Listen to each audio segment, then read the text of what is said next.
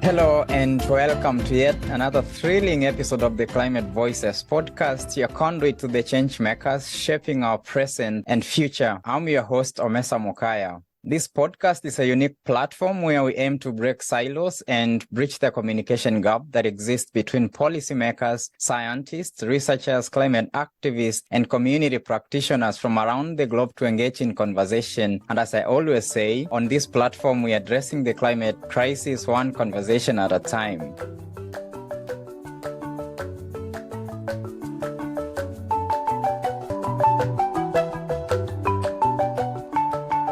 Today, I'm indeed privileged to host someone I consider a trailblazer in the realm of energy justice and advocacy, who's been a beacon of change centering climate-impacted communities in the push towards clean energy solutions. Our guest today, Yesenia Rivera, is the Executive Director of Energy Allies. Yeah, and I must mention that is my current boss. So welcome to the show, Yesenia. Hi, Omesa. Thank you for having me. It's a pleasure. Yesenia, I know your journey began with deep roots in community organizing, and you've been working, hands-on alongside communities directly impacted by climate change. But before we dive into the conversation today, will you briefly introduce yourself and tell us a little bit more about your journey into this space and perhaps what inspired you? Sure. I've been doing this for about 6 years, so Yesenia Rivera, like you mentioned, I'm the Executive Director of Energy Allies. I was born in New York City, but grew up in Puerto Rico, and that's important because I grew up with a lot of energy burden and energy insecurity.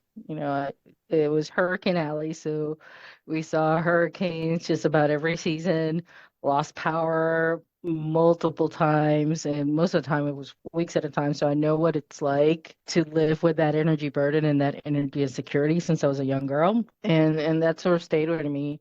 But it wasn't until I was a housing counselor during a foreclosure crisis that it really hit me. I was working with clients that were trying to save their homes, trying to get mortgage modifications. But even if I could do that for them, they were still so behind in the utility bills.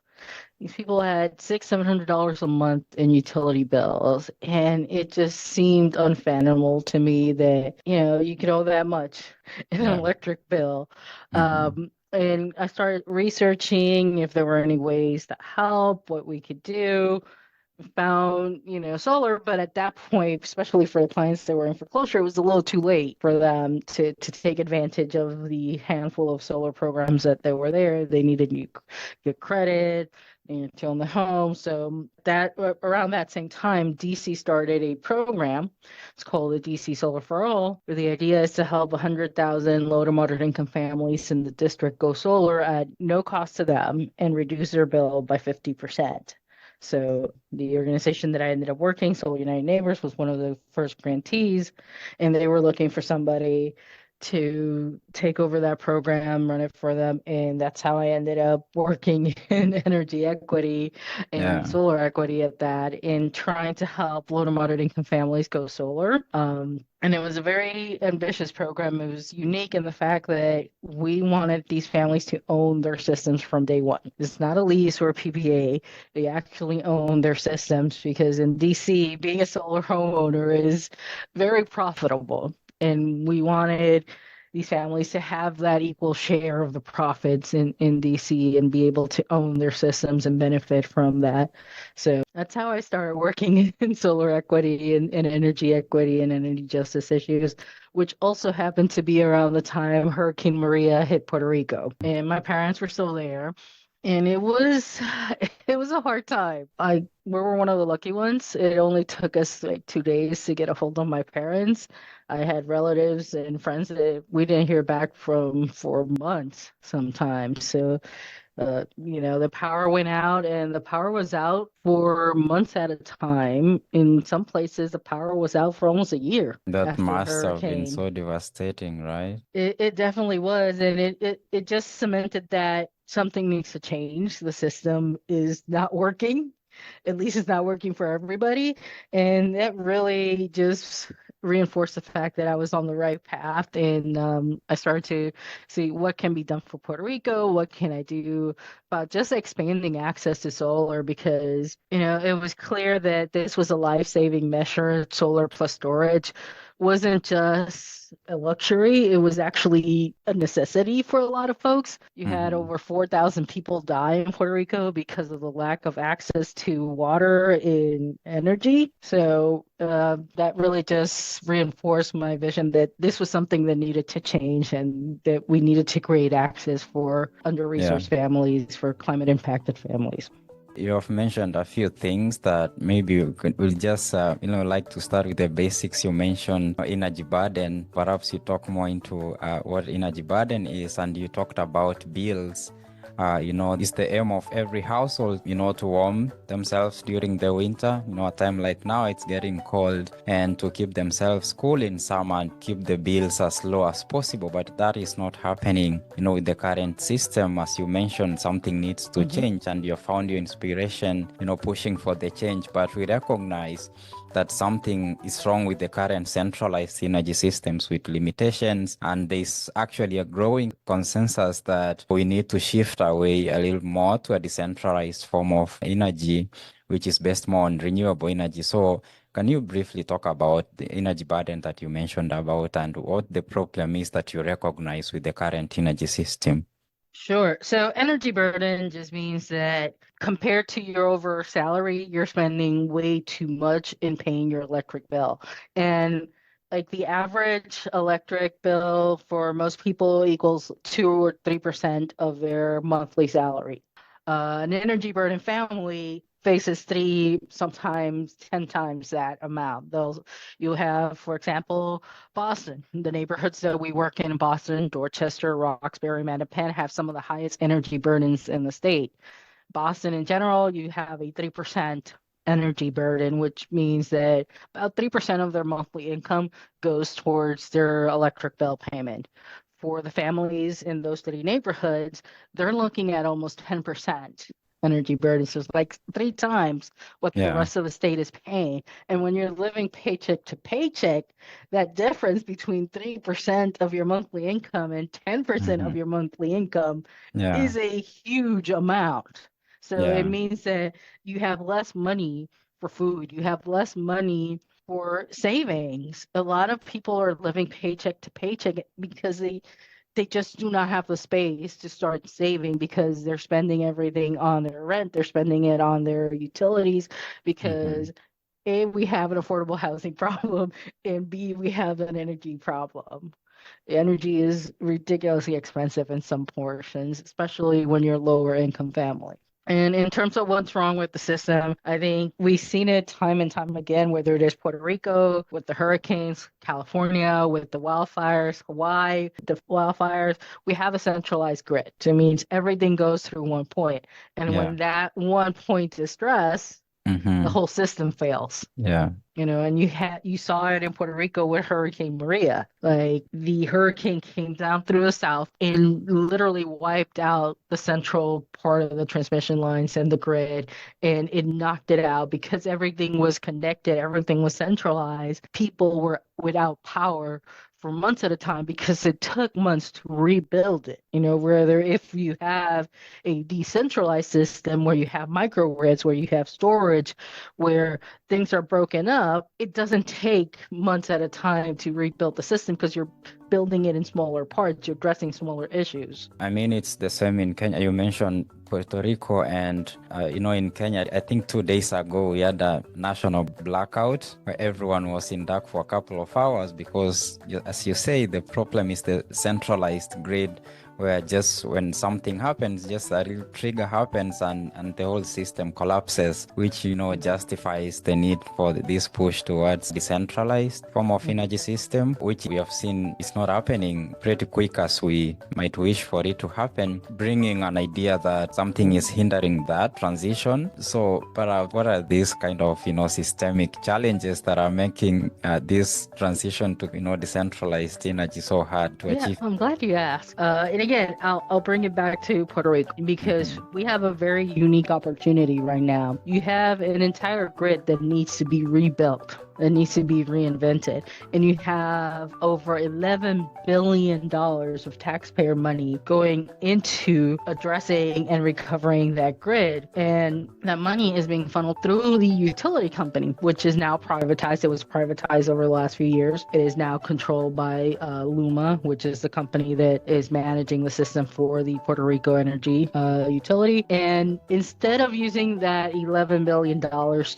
decentralize the grid, to focus on clean energy, because you have an island that has to import every single ounce of fossil fuel that they use, which means that you have really expensive utility rates where they're sitting in the middle of the Caribbean surrounded by water, sun, and air, and they could be using that to power their electricity at a much cheaper rate. Instead of doing that and rebuilding the grid in a way that works for everybody, they're using the $11 billion to build the exact same grid that already failed them.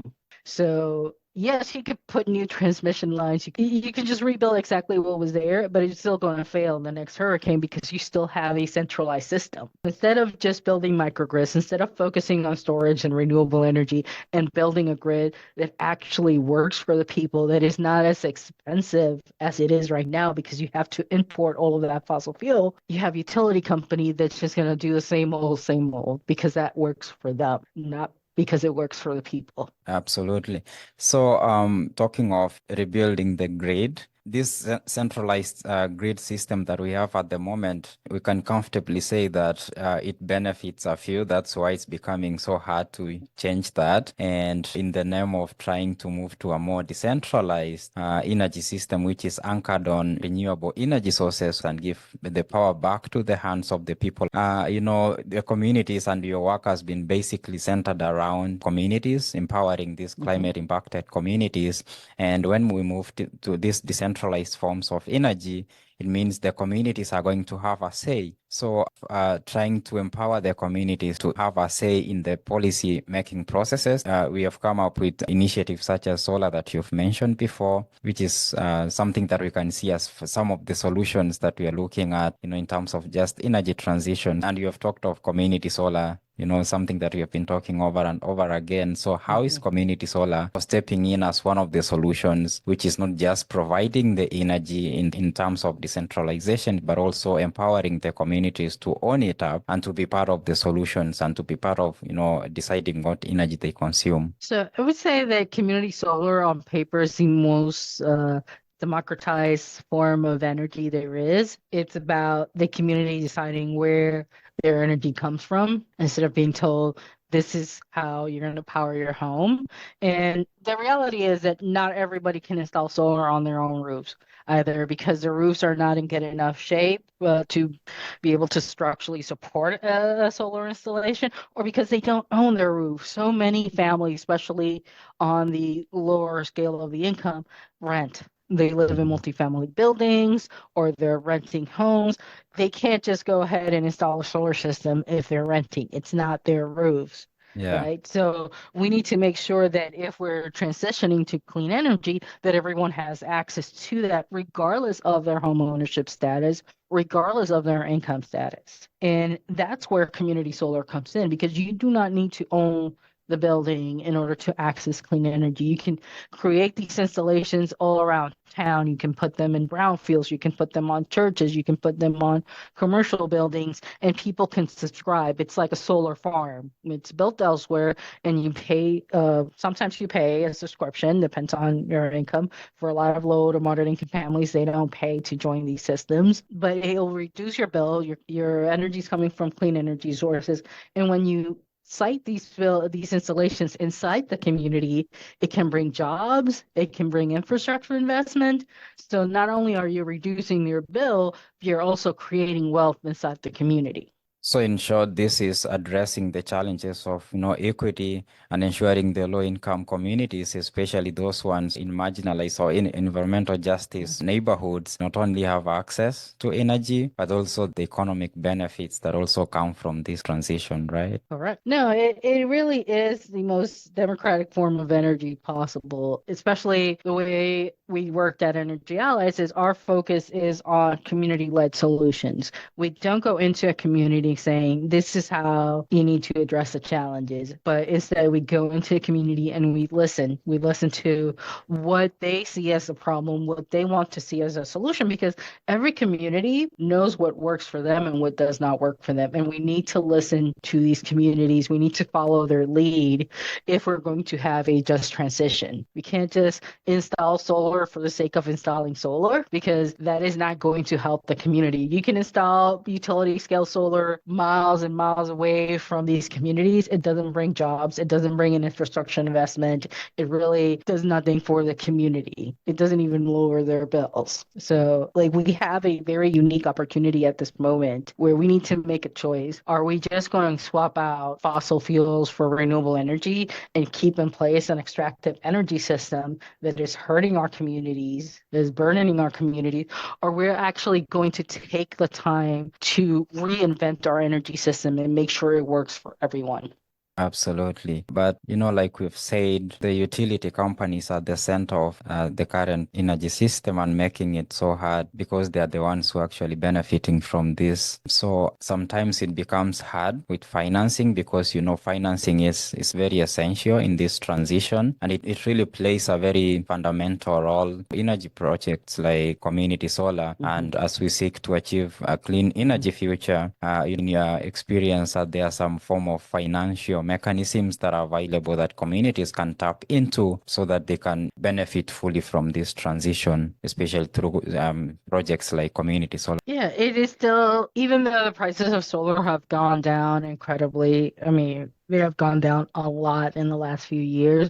It is still expensive, which is why community solar versus rooftop solar makes a lot more sense for low-income families, because rooftop solar means you have to come up with the upfront cost, and it's a lot, especially when you're living paycheck to paycheck. Example, in Puerto Rico, the average solar plus storage installation is about $40,000, where their average yearly income is $25,000. So you're asking family to put more than their year salary just to install solar and storage what they need. Where community solar, there's no upfront cost for the family. The projects are built and financed through other means. Now, if you're a community and you're trying to build your own system, you still have to find the money to build these systems. And one of the things that has changed in the last few years is because of the Inflation Reduction Act. Now you have all these tax credits and federal incentives that are being pushed out there to help communities reduce those costs and be able to really build their own systems and build in these installations. I mean, the IRA alone, not only now like nonprofits and non-tax paying entities have access for the first time to the tax credit, which is 30% of the project cost, but if they build in certain communities, like the communities that we work with the climate impact communities, the Justice 40 communities, they can have an additional 20% tax credit. So that's half of the project cost. They can easily recover in form of a tax credit. So that's 50% of the project that they don't have finance, that they don't have to find a loan for. So it makes it a lot easier for communities themselves to start building these systems. And I did some research for the Department of Energy a few years ago, and that was one of the things that we found, that if we're going to expand community solar access, especially for low to moderate income families, and make sure they have a meaningful offset, then you're going to need not just those federal incentives, you're going to need state and local incentives as well. So, and that's part of what the EPA Solar for All and other parts of the law mean, because they're putting money into the state's hand, into the cities, so that they can then issue grants, issue like interest-free loans and stuff like that for these communities to be able to actually finance these projects in a way that still lets them offset their bill in a significant way. The geopolitics of, the energy transition play a fundamental role in this too. I've been following up on the proceedings on the 28th Conference of Parties happening in Dubai, and what we have seen is some bit of resistance from fossil fuel companies, and trading critical minerals that are required for the transition is in many orders of magnitude smaller than trading fossil fuels. And studies have shown that around 54% of the energy transition minerals that are required are located in indigenous people's lands, which actually underscores the need for robust and early community engagement. And I know at Energy Allies, the focus has been, working with communities through community advisory boards. And if it's well planned and executed, this presents a really important solution that will enable the people to benefit fully from the transition. So are there some other form of engagements that we can be engaging the communities to make sure that even as we transition, the communities are involved along the way and they are part and parcel of the process so that they don't feel, left out and being taken advantage of? Yeah, well, we need to start by including the communities in whatever process or design there is from day one. Can't go into a community with a plan already half baked and say, oh, we just need you to go along with this, because that's just insulting and it really doesn't address their concerns and their needs. Like you said, we're going into very sensitive areas to mine these minerals, so we have to be mindful. And I think part of it is we need to redefine our relationship with energy. Mm-hmm. We need to do the steps, not just to switch to renewable energy, but we also need to really study how we consume energy. And, are we over consuming, which is probably what is happening sometimes. So how can we make sure that our appliances are more energy efficient? How can we make sure that our apartments and our homes are more energy efficient so we have less need for energy, which means that even if we do go solar or we go with wind or hydro, we need to build less of it. So we're not putting such a big toll on these sensitive areas, on these indigenous areas, and really, because we're talking about sometimes very vulnerable populations. And, we're asking to extract these minerals, which we'll need to build the solar systems, to build the panels. But at the same time, we also are coming up on systems that have been on for 20, 25 years that are during the end of their life. It's not they're going to stop working at year 20 or 25. It's just they're going to be less efficient. But all of these systems can be recycled. All of the components of those batteries, of those solar panels, can actually be recycled. And we need to invest a little bit more in that so that, again, we have lesser need to be extracting more and more from the earth and just what we've already used. Yeah, so policy is another aspect that plays a role in this, and policy frameworks and systemic barriers playing a significant role in the pursuit of energy equity and just energy transition. And so perhaps I'll ask from your perspective what you see as some of the key policy challenges and legislative actions that we can take to dismantle these systems that have been in place that are making this transition impossible. I think the biggest hurdle is, again, understanding how our energy systems work. Mm-hmm. And it's not a flaw in the system. It's actually by design. It is not designed for folks to easily understand what is happening. There's a lot of jargon. There's a lot of barriers to access these meetings. For example, a lot of states have either public service or some form of public utility commission that make all the rules and regulations in regards to our utility companies, from how much are they charging us to what sort of energy forms they're using. Those decisions are all made at the public service, public utility level. Those meetings and those hearings do not happen at a time where it's convenient for most folks to attend or even be a part of. And even if they can't attend, again, the jargon, the technicality, the level of that is needed to be a part of those hearings and be able to provide your opinion, it's very hard for folks to be a part of that, for everyday folks to understand how their energy systems are rated, how they're billed, what is included in that bill. And I think we need to start with that. We need to educate folks about how our energy system actually works, who makes the decisions, and how you can be part of that decision-making process. And we need to make it more accessible for everyday folks to be part of these conversations, so that when the public service and the public utility commissions are making these decisions about the rates for the next couple of years, that they take into account real people and how those rates affect them every day and how it changes their lives every day. Yeah, so it's very essential to make sure that everyone is involved in this. Mhm. But how do we again make sure that this involvement sometimes, because sometimes it can be tokenistic, just having people show up and be part of the process, but they don't actually have the agency. So how do we make sure that the communities actually, from based on your experience working with the communities for some time, how do we Mhm. make sure that the involvement is not just merely tokenistic, but they actually have the agency to impact the real decisions that are made in the energy sector? Yeah, it starts with the regulators and who are they representing. Hmm. If you look at it, half of the time there's this revolving door between the regulators and the industry. So the regulators are really representing the industry. DC a few years ago actually passed a law that instituted job requirements for the regulators, where at least one of the public service commissioners had to have customer experience, customer advocacy experience.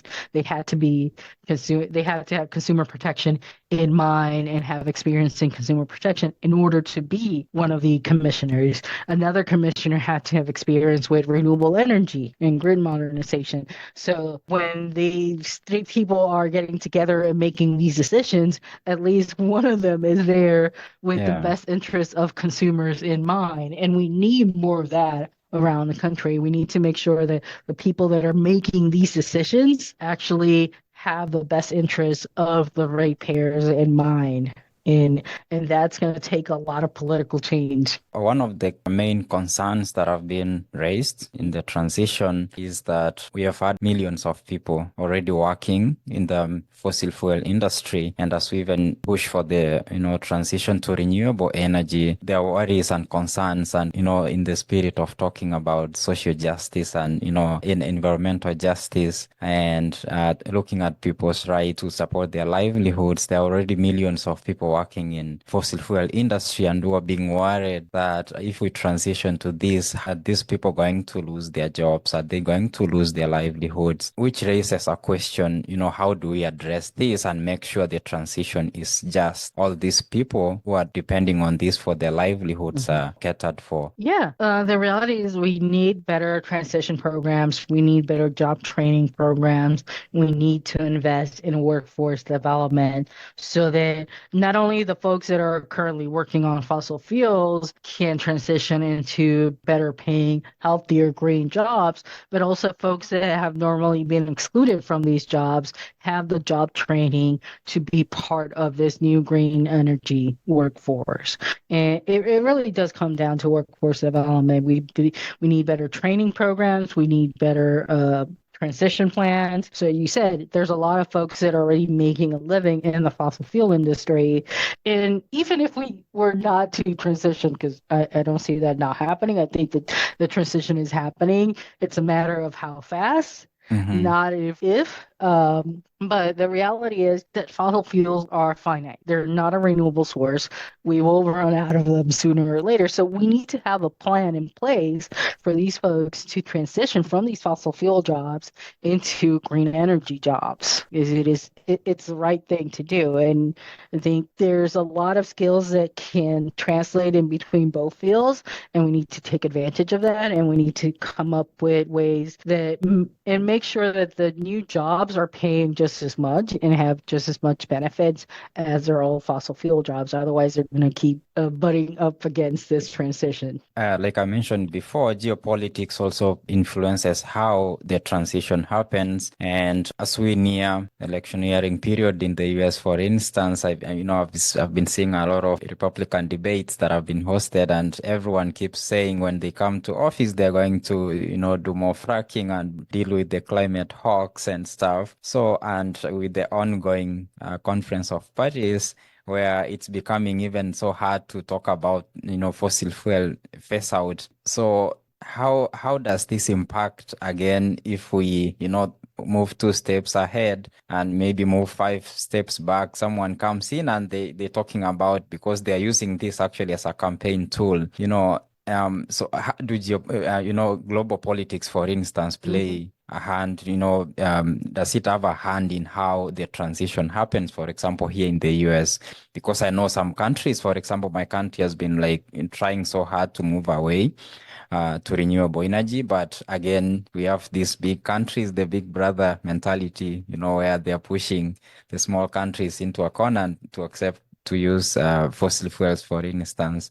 So how are we going to address this, for example, here in the US, given that some political leaders are actually, so much pushing for the fossil fuels and calling the climate change a hoax? You know, it's really frustrating because I do remember a time when this was not a political issue. There were a time when both of our major parties actually believe in addressing climate Yeah. change. So Hmm. it's really frustrating to see how Yeah, it we've is. evolved into making it a political issue because it's not. It's Hmm. like I said earlier, access to energy, access to clean water is literally a matter of life or death for a lot of families in this country. And we need to take it as such, and we need to address climate change because it's a national security issue. I mean, we're seeing what we're seeing right now is a lot of climate refugees Yeah, coming into this country because climate has ravaged their homes where they cannot work, they cannot grow their food. They have no option. They keep coming here because of things like that. So we really do need to address the root of the problem, which is climate change, and look beyond politics. And it's going to take listening to the communities that are affected by climate change because you can say it's a hoax all you want. That doesn't stop the water levels from rising. That doesn't absolutely. stop the shores from eroding. These things are happening regardless of what politicians may be saying. So the reality is we need to address them, and people need to put pressure and make sure that their lawmakers and their regulators are addressing the issues that are important to them. It's all about education. It's essential because energy, like you mentioned, it should be a basic, fundamental right for anyone to Exactly. access. It's just like water. And I mean, there are millions of people, close to a billion. I know there are around 2 million people in the US who are locked in energy poverty, which is nothing compared to, the number of people in Africa, for instance, as a Mm-hmm. whole, over 650 million people locked in energy poverty who can't, have basic access to energy, for lighting, for cooling, or for cooking, Mm-hmm. clean energy for cooking. It's a really big issue that needs to be, addressed, and it needs to fast. Like you mentioned, it's not a matter of, if, it's a matter of when and how fast it Exactly. happens. Yeah. So, I mean, we're coming to the end of this. It's been an amazing conversation. And like I mentioned to you before, the podcast has a great audience in over 40 countries. So we have a number of listeners who benefit from this. Yeah, so perhaps a call to action. What would you like to say to all these listeners who, feeling hopeless and, with the pressure from power utilities and people playing politics into what it's not supposed to be? So how can communities be involved to make sure that, they have a say in the energy they consume? There's a lot of power in organizing. And I know that sometimes it seems impossible, that it seems far-fetched and far away, and that we're fighting much powerful players. But there's a lot of power in coming together as a community and demanding change and making sure that folks are listening. And that's what we need to do. We're not going to address this one person at a time, one home at a time. We need to address this as a community, and we need to use that power that we Mhm. have as a community and come together and really demand change and make sure that those that are making the decisions are listening to us and are listening to our demands and our needs and are actually addressing them. That's powerful. There's power in communities, and we all need to come together to make sure that whoever makes decisions listens, and the decisions that are made in the energy sector actually reflect on what the communities need. Any last words you want to say to the I listeners? think that's about it. Just remember, you're not alone in this fight. There's a lot of folks, and we need to come together. Thank you so much. And it's been amazing having you on the show. I hope to do this again sometime in future. And thank you, Messa. We're gonna miss you here. Yeah, absolutely. I'll miss you too. So this has been the Climate Voices podcast, and I was your host, Omesa Mukaya. And as I always, I encourage you to keep listening, to keep tuning in, and to keep sharing the message. As Yesenia said, there is hope. Let's not give up. This is the Climate Voices podcast.